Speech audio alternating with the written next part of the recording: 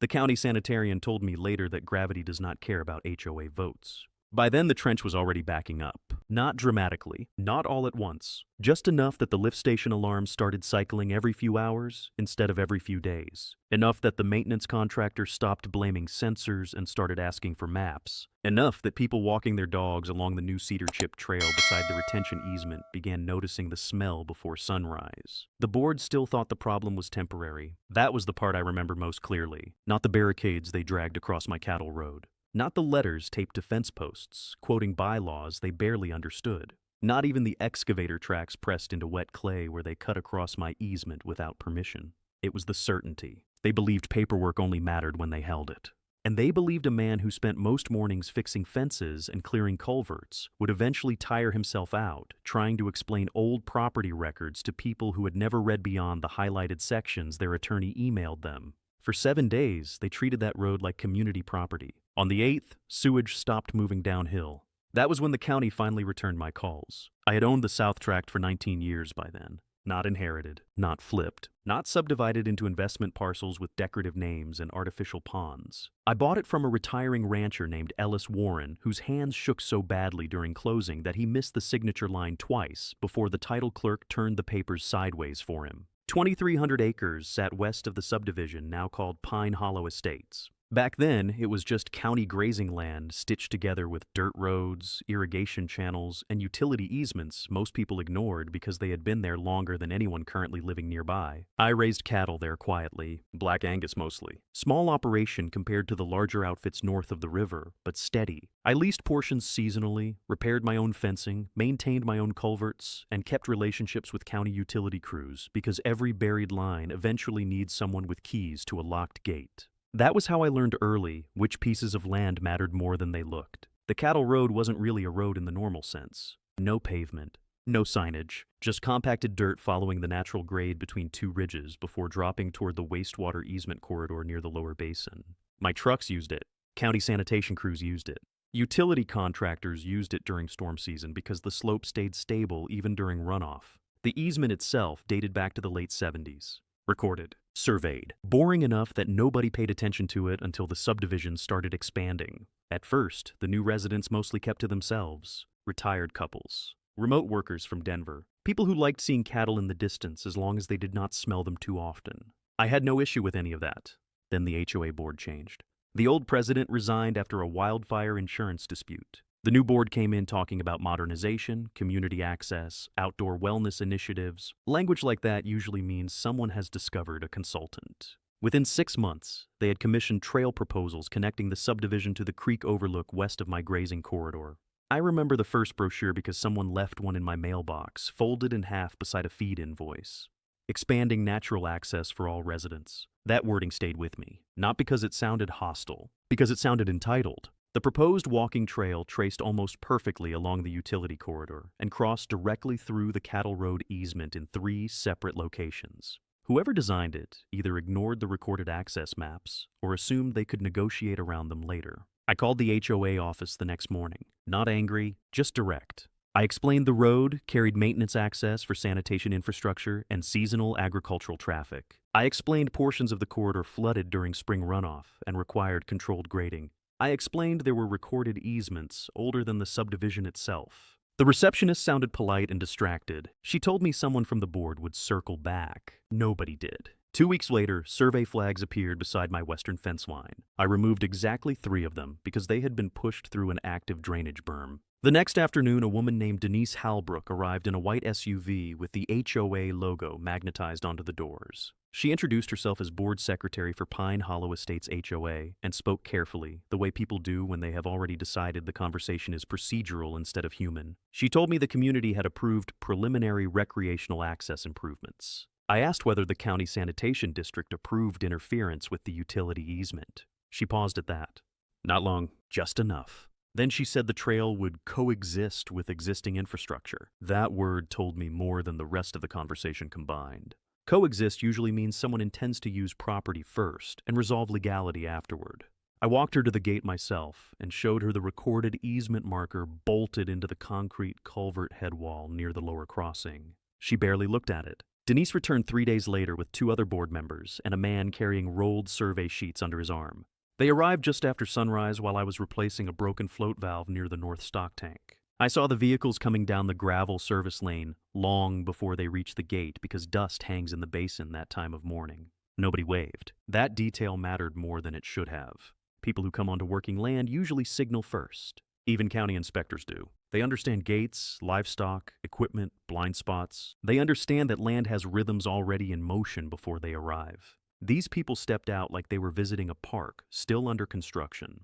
The surveyor introduced himself first, independent contractor from Fort Collins, professional enough, uncomfortable enough to know he had probably not been given the full picture. Denise handled the talking again. She said the board wanted to clarify usage conflicts before finalizing trail placement. I asked whether they had obtained utility coordination approval. She said discussions were ongoing.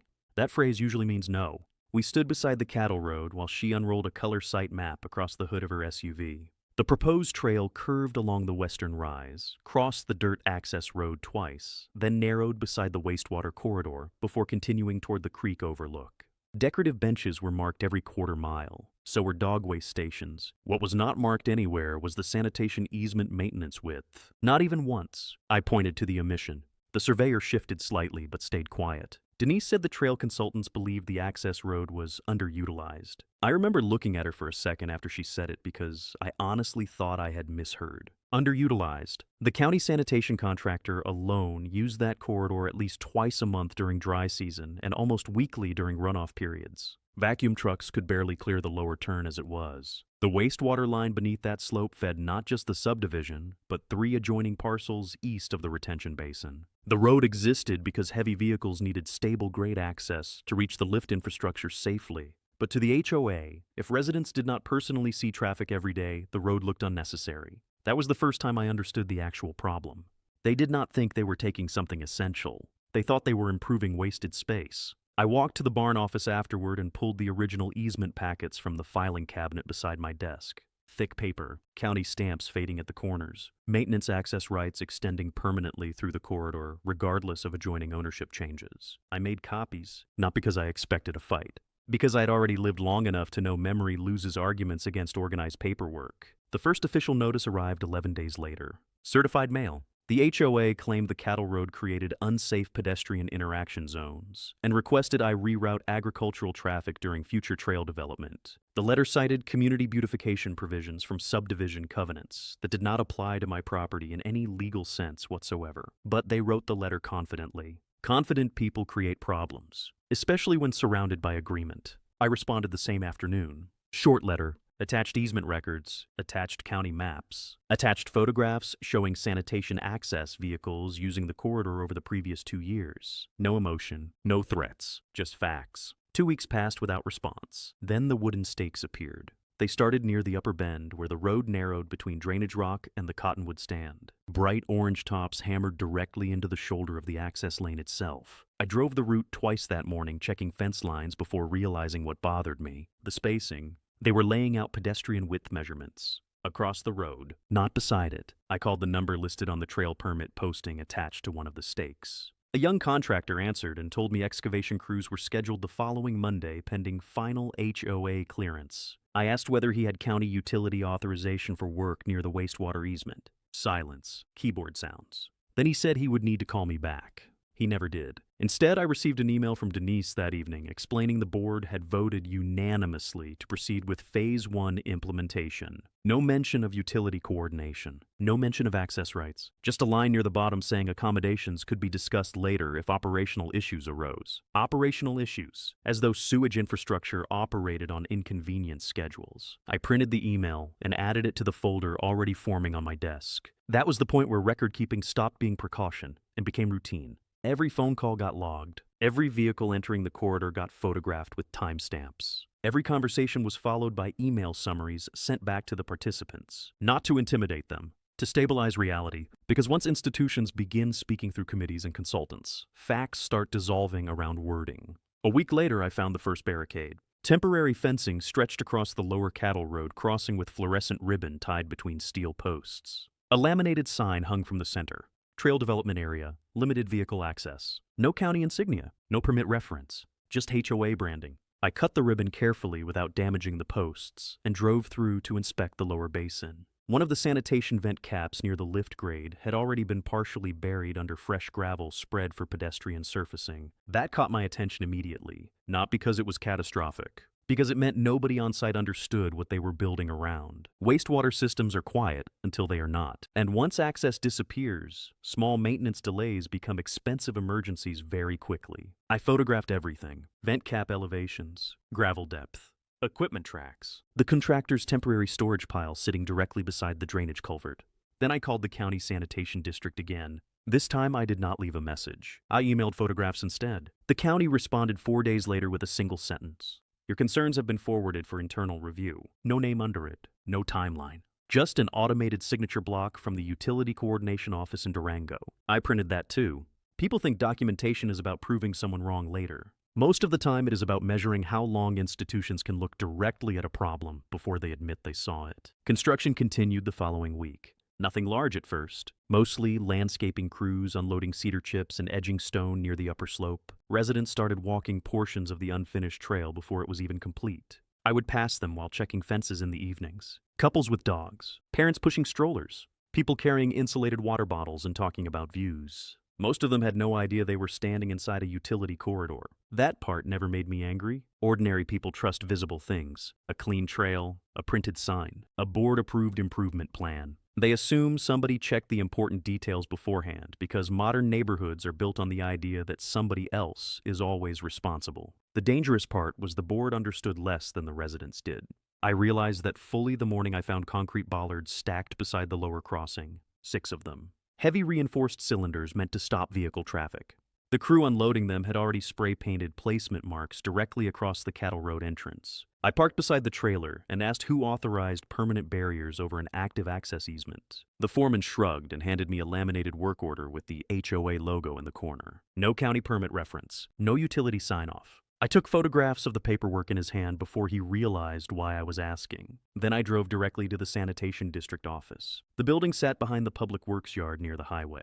Brown brick, faded county seal near the entrance. The kind of place nobody notices until something stops working underground. I waited 40 minutes before a field supervisor named Aaron Pike agreed to speak with me. Aaron looked exhausted before I even sat down. Mid-50s maybe, sun damage around the neck, coffee stain on his sleeve. The expression of a man who spends most days dealing with infrastructure people only remember during emergencies. I laid the photographs across his desk, one at a time. Trail grading, barricades, buried vent access, concrete bollards. The easement maps last. He studied them quietly. Then he leaned back and asked the first useful question anybody from government had asked since this started. Did they contact utility coordination at all? I told him not once that I could verify. He kept looking at the maps. Finally, he said something that settled into my mind permanently.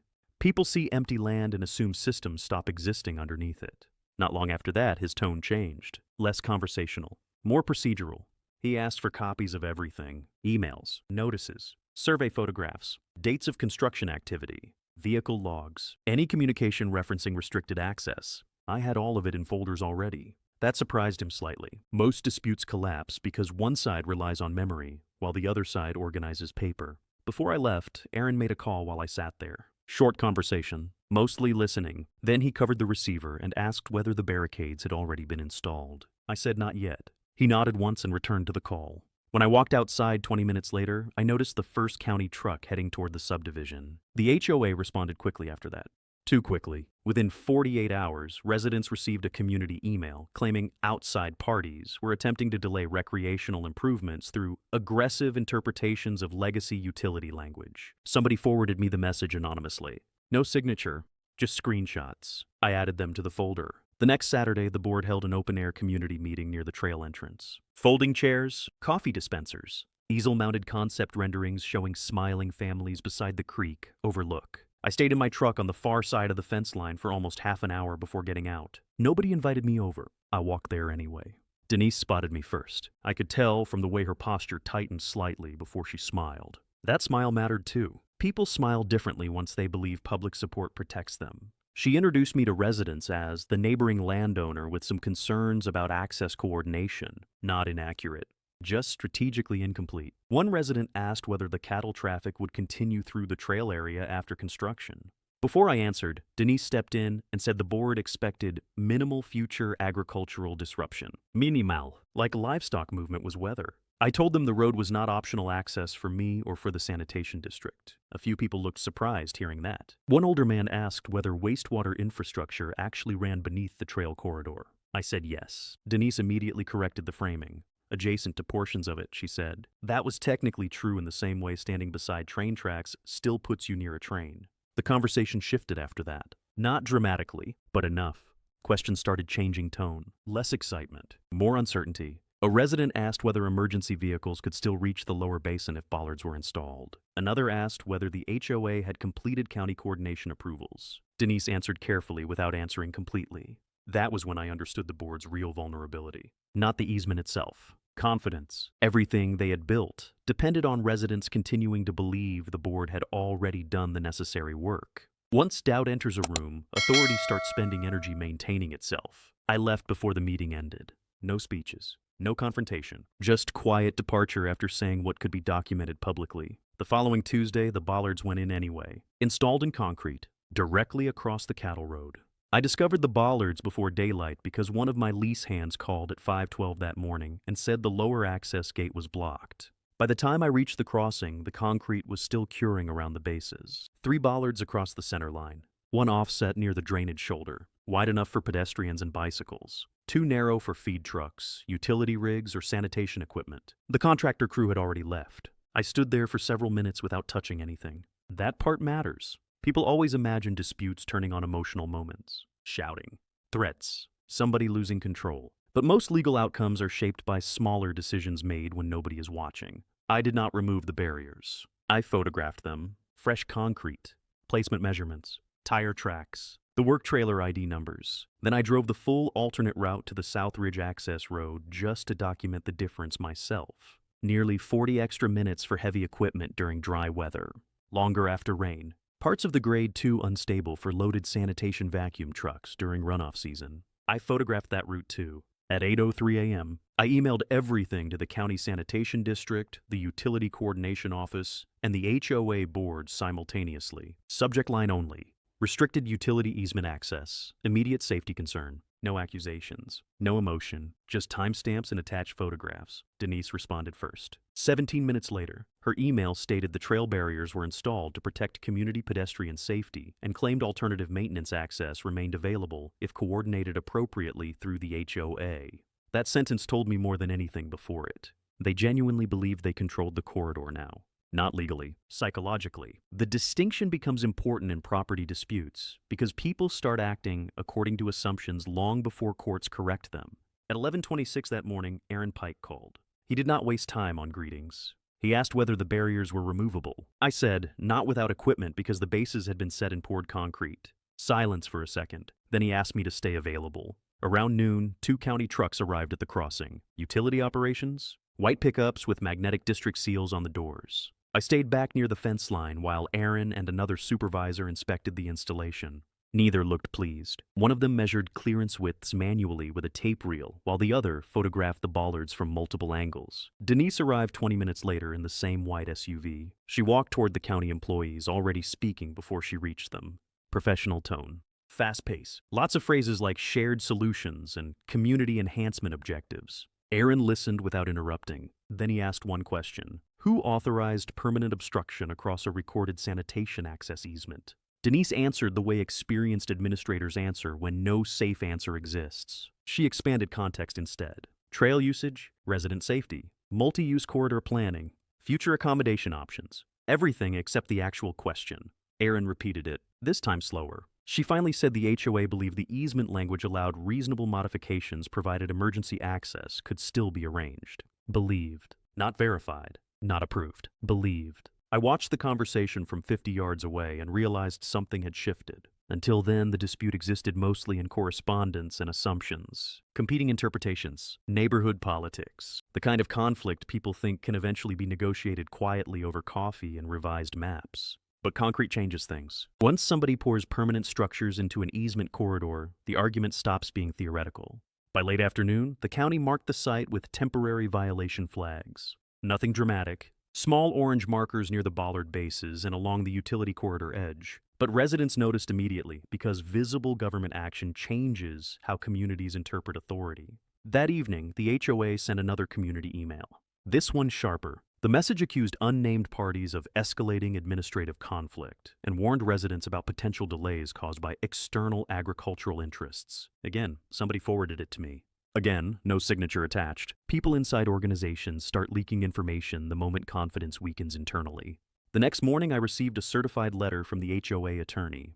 3 pages, dense language, heavy formatting, the usual strategy where volume attempts to substitute for certainty. The letter claimed my use of the cattle road exceeded historical agricultural necessity and alleged the HOA possessed rights to regulate conflicting community access within adjacent shared use areas. Buried near the end was a request for mediation, not because they wanted resolution, because mediation reframes disputes away from clear legality and toward negotiated compromise. I read the letter twice before filing it. Then I drove to the county recorder's office. The original easement packets occupied nearly an entire archive drawer in the basement records room. Multiple amendments over decades, utility revisions, access clarifications, survey corrections after flood seasons in the 80s. None of it ambiguous. The sanitation district maintained perpetual, unobstructed ingress and egress rights through the corridor, including maintenance support access by authorized agricultural routeways already existing at the time of recording. My cattle road was specifically referenced by map designation, not implied. Named. I paid for certified copies of everything. On the way home, I stopped near the Upper Trail crossing where residents had begun using the path heavily despite unfinished construction. Children on bicycles moved through the cedar chips while retirees walked dogs along the overlook edge. Most had probably never seen the documents sitting in the county archive basement. To them, this was just a trail. That disconnect sat with me for a long time afterward. Because property disputes rarely begin with villains. They begin with layers of people participating in systems they do not fully understand.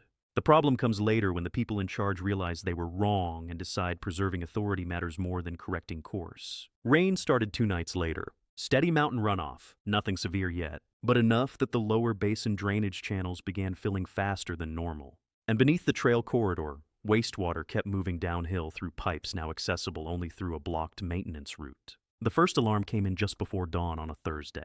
Not to me. To the sanitation district monitoring contractor. A pressure irregularity at lift station 3 near the lower retention basin. Minor at first. The kind of automated alert operators usually clear remotely before breakfast. Except this one repeated, then repeated again. By 7:30 a.m., Aaron Pike was already trying to send a maintenance truck through the cattle road access. The crew called him from the barricade. I know because Aaron called me less than 5 minutes later. His voice sounded flatter than before. Not angry, just moving faster now that the situation had crossed from administrative problem into operational interference. He asked whether I had touched the bollards since installation. I told him no. He already knew the answer. The sanitation crew eventually rerouted through the Southern Ridge approach, but overnight, rain had softened portions of the grade badly enough that the vacuum truck needed towing assistance near the washout bend. By the time they reached the lower basin, the inspection delay had stretched past 3 hours. Nothing catastrophic happened that day. That matters. People expect dramatic failures, explosions, floods, emergency sirens. Real infrastructure collapse is usually quieter and more procedural than that. Systems degrade through delay first. Inspection windows missed. Pressure changes unverified. Maintenance postponed because access becomes complicated enough that everyone starts recalculating schedules around inconvenience. By afternoon, the county issued a formal obstruction notice to the HOA. I obtained a copy through public records 2 days later. The language was careful but direct. Unauthorized impediment to essential wastewater infrastructure access. That phrase carried weight because it shifted the dispute out of neighborhood politics entirely. Once wastewater infrastructure enters the conversation, county liability concerns follow immediately behind it. The HOA board responded with another attorney letter, longer this time. More defensive. They argued the county had historically underutilized the route and claimed alternate access still technically existed. Attached were photographs of smaller utility pickups navigating portions of the Southern Ridge route during dry weather. Selective evidence. Technically accurate. Operationally dishonest. A sedan can drive across a hayfield too. That does not make it suitable for emergency infrastructure maintenance. I kept reading because buried inside legal over-explanation, people often reveal the truth accidentally. Near the end, the attorney referenced anticipated future revisions to access coordination agreements. Future revisions, meaning they already understood the current agreements did not support what they had done. That same week, residents began noticing county vehicles near the trail almost daily, inspectors walking the corridor, utility contractors photographing drainage grades, survey crews rechecking easement markers residents had previously ignored. Visibility changes perception faster than facts. The HOA tried controlling that perception aggressively. Community posts started appearing on the resident portal describing the inspections as routine bureaucratic reviews. Denise held informal coffee meetings explaining that agricultural stakeholders were resisting modernization efforts. One board member suggested the county was overreacting due to outdated rural infrastructure assumptions. Again, none of it sounded insane on the surface. That was what made them dangerous. Every statement contained enough partial truth to comfort people already inclined to trust them. Then the smell started. Faint at first, near the lower walking path after heavy rain. Residents blamed wildlife. A few blamed cattle runoff because people unfamiliar with ranch land often assume every bad smell belongs to livestock. The HOA maintenance team spread lime near the trail edges and sent out another reassurance email saying seasonal drainage odors were normal during wet weather. 3 days later, Lift Station 3 alarmed again. This time repeatedly. County crews attempted another service run through the Southern Ridge route during active rain conditions and lost nearly half a day stabilizing access around the washout section. I drove out to the lower basin that evening after the crews left. The retention ground near the utility vent caps looked wrong immediately. Not flooded, pressurized. Subtle bubbling beneath pooled runoff near one inspection seam. The kind of thing most people would walk past without noticing. I photographed it from 6 angles. Then I sent the images directly to Aaron. He called back 15 minutes later. No small talk. He asked whether the bubbling had continued consistently. I said yes. Then he asked me not to approach the seam again until district crews inspected it. At sunrise the next morning, county trucks, an environmental response trailer, and 2 supervisors arrived together. Residents gathering for morning walks stopped along the trail watching them unload equipment. Nobody looked relaxed anymore. One technician opened a lower inspection point, while another monitored pressure readings from the station uphill. Even from a distance, I could tell the crews were operating carefully. Wastewater systems tolerate small disruptions for a while, but pressure irregularities combined with delayed maintenance access create uncertainty nobody in public infrastructure likes gambling with. Around mid-morning, Denise arrived again. This time without the practiced confidence. She walked directly toward Aaron while the crews worked below the grade line. I could not hear the entire conversation from where I stood near the fence boundary, but I heard enough pieces carried by the wind. Temporary conditions, alternative routing, unforeseeable weather complications. Aaron barely moved while she spoke. Then he pointed once toward the bollards across the cattle road. Just once. The conversation ended shortly after that. By afternoon, temporary warning markers appeared beside portions of the lower trail corridor, advising residents to avoid standing water until further notice. No panic, no evacuation, just official caution language. But that was enough. Because once government signage enters recreational spaces, community confidence drains faster than officials expect. That evening, a resident I had never met before stopped beside my fence while I was repairing a gate chain. He asked quietly whether the sanitation district had really warned the HOA before the barriers went in. I told him yes. He nodded slowly, like somebody rearranging memories in real time. Then he said something I had already begun noticing myself. The board told everyone this was mostly a disagreement about cows.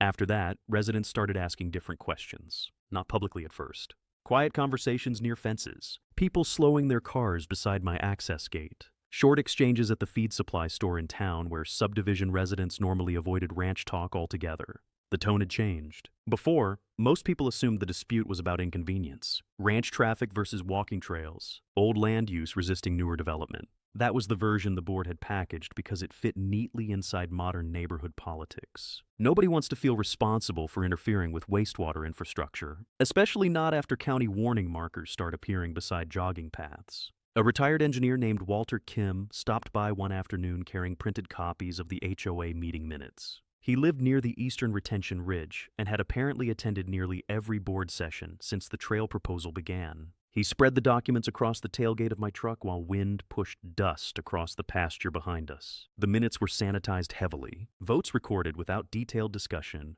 utility concerns summarized vaguely, multiple references to pending coordination reviews without identifying whether those reviews had actually occurred. But Walter had done something useful. He compared the meeting minutes against resident newsletters and community emails. The language did not match. Internal meeting records showed uncertainty. Public communication showed confidence. That discrepancy mattered. Not morally, legally. Organizations can survive mistakes more easily than they survive documentation proving leadership understood risk while publicly minimizing it. I copied everything Walter brought me. 2 days later, the county sanitation district issued a second notice, more severe this time. The document formally required unobstructed restoration of access pending infrastructure inspection review. Deadlines included, compliance language included, references to public health exposure risk included. The HOA attorney responded within 24 hours, requesting extension periods for cooperative engineering evaluation. Again, delay strategy. Every extra week gave the board time to preserve authority internally while hoping the operational problems stabilized on their own.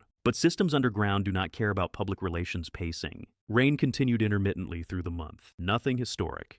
Just enough runoff to keep pressure inside the lower corridor unstable. County crews increased inspection frequency. Utility trucks became a normal sight near the trail entrance. Residents walking dogs now passed workers carrying gas detectors and monitoring equipment instead of landscapers spreading cedar chips. The trail stopped feeling recreational. It started feeling supervised. I spent most evenings organizing records. Not obsessively, methodically. Large accordion folders separated by category. Emails, notices, photographs, county records, timeline summaries, contractor activity logs, screenshots from resident communications, weather reports, maintenance access maps. Silence creates strange assumptions during disputes. The board interpreted my lack of public confrontation as weakness. Residents interpreted it as uncertainty. Even county officials initially treated the issue like another rural land disagreement that would eventually settle itself through compromise. But documentation accumulates whether people respect it or not. And once enough accumulates, institutions begin changing behavior around it.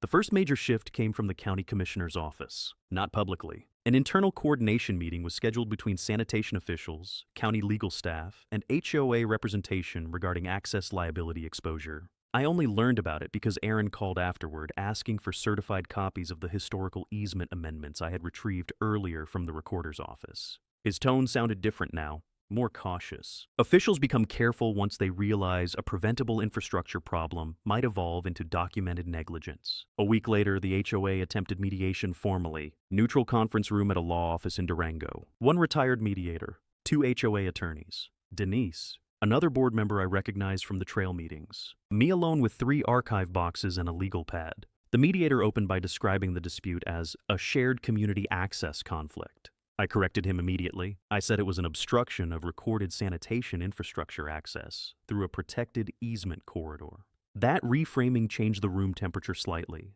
The HOA attorney spent nearly an hour discussing evolving land use priorities, recreational demand, safety concerns, and the feasibility of coordinated maintenance scheduling. He talked like somebody trying to transform infrastructure into philosophy. Then they proposed a gate system. Residents keep trail access. Utility crews request temporary clearance when needed. I asked how emergency access delays during active wastewater events would be managed if HOA personnel were unavailable. The attorney said protocols could be developed. Could be. Not existed. Could be. I slid the county obstruction notices across the table, then the rainfall maintenance logs, then the route stability photographs from the Southern Ridge Access Road. Nobody interrupted while I spoke because paperwork changes conversational power. It slows improvisation. The mediator eventually asked whether compromise remained possible. I told him the sanitation district easement was not mine to negotiate away. That answer irritated the board more than outright hostility would have, because hostility can be framed as emotion. Procedure cannot. The meeting ended without agreement after nearly 4 hours. As we packed documents, Denise finally spoke directly to me without mediator language surrounding her. She said the community had already invested substantial money into the trail project, and reversing course now would create serious reputational fallout. That sentence stayed with me, not because it was threatening, because it was honest. By then, the board was no longer protecting a trail. They were protecting the image of competence attached to the trail. Outside the office building, rain started again while people walked toward their cars. I watched the HOA attorney place boxes of unused presentation binders into the trunk of his sedan while water moved steadily along the curb drains beside the parking lot. Back at the subdivision, the wastewater system beneath the lower corridor kept carrying thousands of gallons downhill every hour through infrastructure now maintained under delayed access conditions. And pressure alarms were becoming more frequent. 3 nights after mediation, the lower basin backed up. Not a rupture. Not the kind of disaster television crews rush toward with helicopters and yellow tape. Just a controlled overflow event inside a containment section near Lift Station 3 after pressure balancing failed during storm runoff. But wastewater systems are engineered around timing, and timing had already been damaged. County crews reached the basin late because another service truck lost traction along the Southern Ridge approach after midnight rain. By the time they stabilized the station, containment ponds near the lower corridor had exceeded normal thresholds enough to trigger mandatory environmental reporting. That changed everything. Public health reporting creates paper trails independent of local politics. The county environmental office arrived before sunrise, then state water quality personnel, then legal representatives from the sanitation district. Nobody discussed walking trails anymore. The conversation had become liability. I stood near the fence line watching officials move between trucks carrying clipboards and field meters, while residents gathered farther uphill beside the trail entrance. Word spreads quickly in subdivisions once government vehicles appear in clusters, especially before dawn. The HOA attempted immediate damage control. An emergency resident bulletin blamed unusually severe weather complications impacting regional utility infrastructure, regional, as though the problem had drifted in naturally from somewhere else. But by then, too many documents already existed. County notices, access obstruction warnings, inspection delay logs, photographs of the bollards, maintenance route assessments, and most importantly, timestamps. Every institution involved now possessed enough overlapping records to reconstruct the sequence independently. That is when organizations start protecting themselves from each other. Aaron called me mid-morning, asking whether I would provide a formal affidavit documenting the access obstruction timeline from initial trail construction through the overflow event. I agreed immediately, not because my statement was unique, because consistency matters once investigations begin. I spent nearly 6 hours assembling the affidavit package carefully. Chronology first, photographs second, communication records third. No opinions beyond direct observations, no speculation, just sequence. By evening, the county issued a temporary closure notice for the lower trail corridor pending environmental assessment and infrastructure review. Workers arrived before sunset, installing orange mesh barriers beside the cedar chip paths the HOA had spent months promoting as the centerpiece of community outdoor access. Residents watched quietly from driveways while the barriers went up. Nobody argued with the crews. Fear changes social behavior faster than outrage.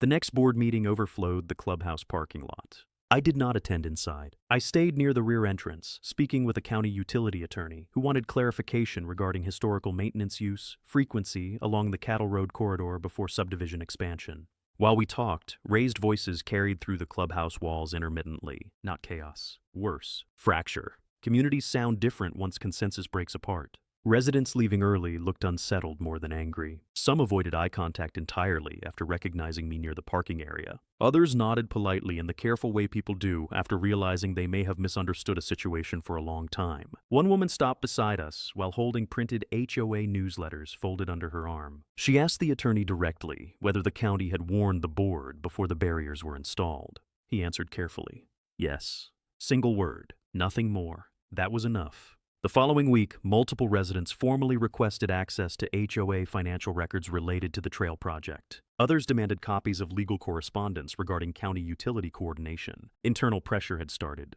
And internal pressure is what finally destabilizes organizations built on managed perception. The board attempted one final narrative shift. A statement circulated claiming the access dispute remained legally unresolved and that responsibility for the overflow event was still under technical evaluation. Technically true, but incomplete in a way that no longer protected them because too many outside agencies were already involved. State environmental investigators requested infrastructure access timelines directly from the sanitation district. County legal staff reviewed emergency route impairment records. Insurance representatives began visiting the site. Every new participant created additional documentation beyond HOA control. Meanwhile, the bollards still stood across the cattle road. That detail became almost surreal after a while. Despite everything happening around them, investigations, environmental assessments, emergency reviews, the concrete barriers remained physically in place like symbols of a decision nobody wanted to formally reverse first. Until the county forced the issue. I received notice on a Wednesday afternoon that emergency administrative authorization had been approved, permitting immediate obstruction removal under Public Infrastructure Protection Authority.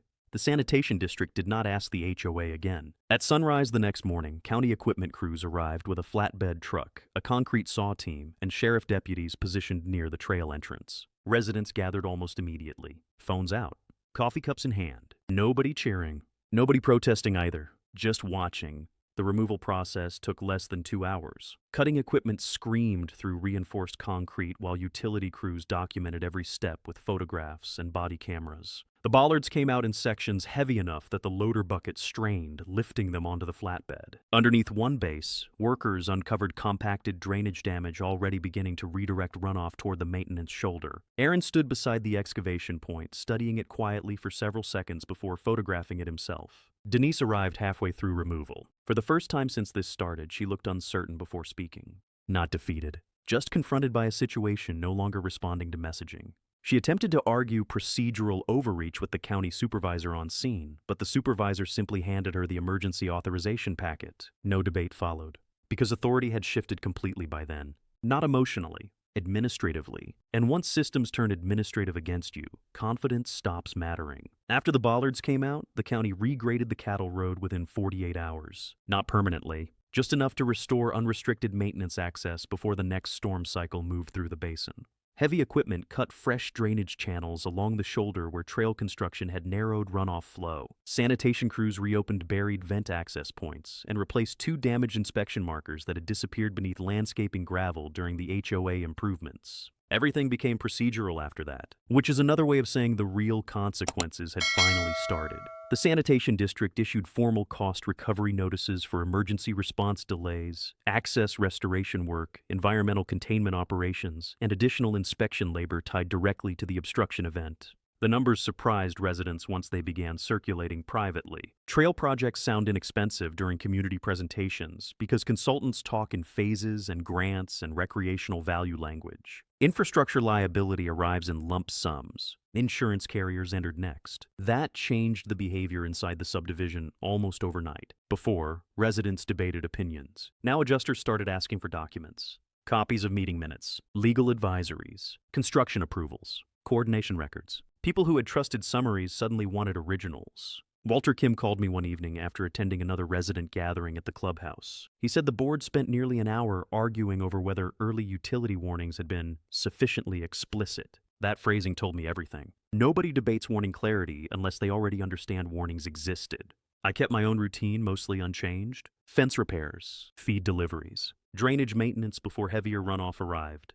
The cattle still needed water regardless of lawsuits. But I noticed more residents slowing near the property line while driving past.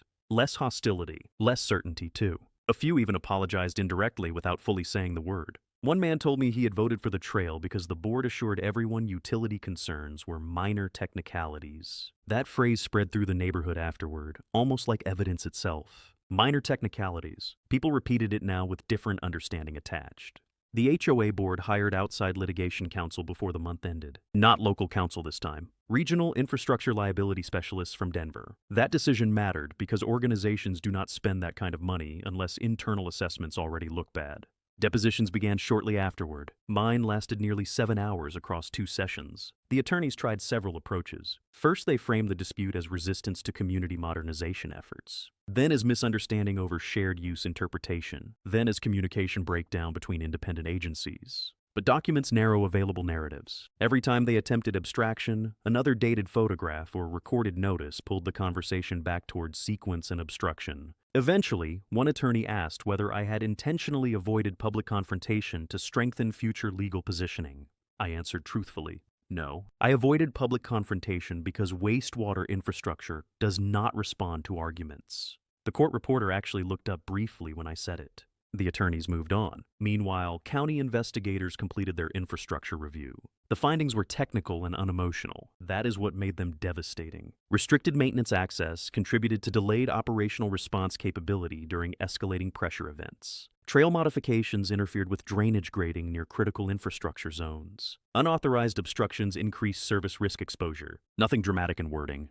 No theatrical condemnation, just institutional language assigning responsibility one measurable piece at a time. The HOA membership fractured publicly after that. Special meetings turned hostile. Residents demanded resignations, financial disclosures, insurance explanations. Questions about reserve fund exposure and pending legal costs started replacing discussions about recreation amenities. Denise stopped appearing at community gatherings entirely for a while. Then one afternoon, I saw her standing alone near the trailhead closure fencing while county crews inspected runoff channels below the ridge. I almost kept driving. Instead, I stopped. She looked older than she had a month earlier. Not physically exactly. More like someone carrying continuous noise internally. For a few seconds, neither of us spoke. Then she said quietly, "Nobody thought it would become this." I believed her. That was the uncomfortable part. Most damaging decisions are not made by people expecting collapse. They are made by people convinced systems will bend around confidence and intention. I told her the easement records had always been clear.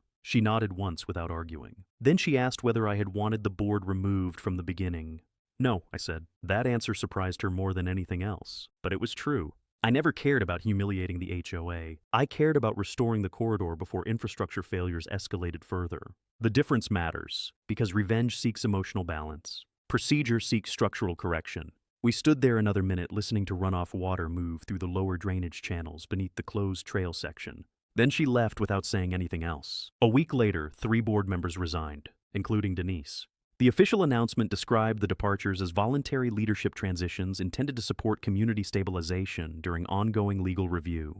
Careful language again. Organizations protect themselves through wording until the very end. An interim board took control afterward and immediately suspended all remaining trail development activity pending county approval reassessment. That same week, I received formal notice that the sanitation district intended to pursue full reimbursement actions tied to the obstruction event and associated emergency response costs. Not against me, against the HOA. By then, no other outcome seemed possible anymore. Too many records existed. Too many agencies had documented the sequence independently. Too many people had watched authority insist everything was manageable right up until sewage stopped moving where gravity intended it to go. The formal hearing took place in a county administrative chamber that used to be part of the old courthouse annex in Durango. Small room. Wood-paneled walls darkened by decades of dry mountain winters. Fluorescent lights humming faintly overhead. Long tables arranged in rectangles instead of facing rows because the county preferred infrastructure disputes handled as administrative review rather than spectacle. No television cameras. No crowd. Just officials, attorneys, binders, and people who already understood the outcome long before anyone spoke it aloud. I arrived early carrying 2 archive boxes and a thermos of black coffee. The sanitation district attorneys occupied one side of the room, quietly organizing exhibits. Across from them sat the HOA's outside counsel beside the interim board representatives, who had inherited the disaster from the previous leadership. Denise was there too, not at counsel table. Rear seating, hands folded in her lap the entire morning. The hearing officer opened with procedural language covering jurisdiction, public infrastructure obligations, environmental response findings, and access easement enforcement authority. Then the document started moving. That was the real hearing, not speeches. Sequence. County photographs showing the bollard installation across the maintenance corridor. Recorded easement maps identifying the cattle road by designation. Inspection logs documenting delayed access times during storm conditions. Environmental response reports tied to the overflow containment event. Internal HOA communications discussing resident perception management while county coordination remained unresolved. Every page narrowed the space left for interpretation. The HOA attorneys still tried. They argued proportionality first, claimed the county response exceeded the actual operational impact, suggested the overflow event resulted from compounded weather conditions rather than direct access obstruction alone. Technically, weather had contributed. But infrastructure law rarely depends on single causes. It depends on preventable interference. Then they shifted towards shared responsibility arguments. The sanitation district should have acted faster. The county should have intervened earlier. Emergency contingencies should have existed for alternate access scenarios. Again, partially true, but none of it erased the central fact sitting underneath every exhibit in the room. The HOA obstructed a recorded wastewater maintenance route after receiving repeated warnings not to. Everything else grew outward from that decision.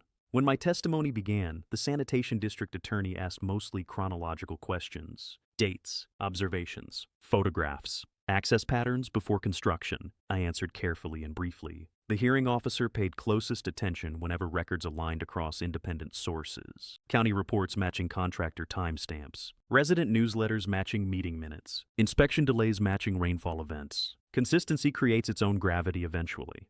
During cross-examination, the HOA attorney asked whether I had ever directly demanded trail cancellation before the overflow event occurred. No, I said. He paused, probably expecting elaboration. I gave none, because the answer already contained the important truth. This had never been about trails generally. It had always been about obstructed infrastructure access. Near midday, the sanitation district introduced one final exhibit package. Maintenance scheduling projections comparing unrestricted corridor access versus rerouted emergency response conditions during the runoff period.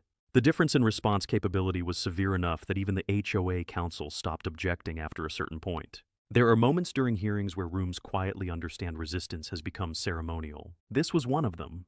The hearing officer recessed briefly before final findings. People stretched, refilled coffee, avoided unnecessary conversation. I stood near the hallway window overlooking the parking lot while snow began drifting lightly against the far ridge beyond town. Denise approached after several minutes. Not close enough to imply familiarity, just near enough to speak quietly. She asked whether I had known from the beginning the board would lose. I thought about that honestly before answering. No, I said. I knew the records wouldn't change.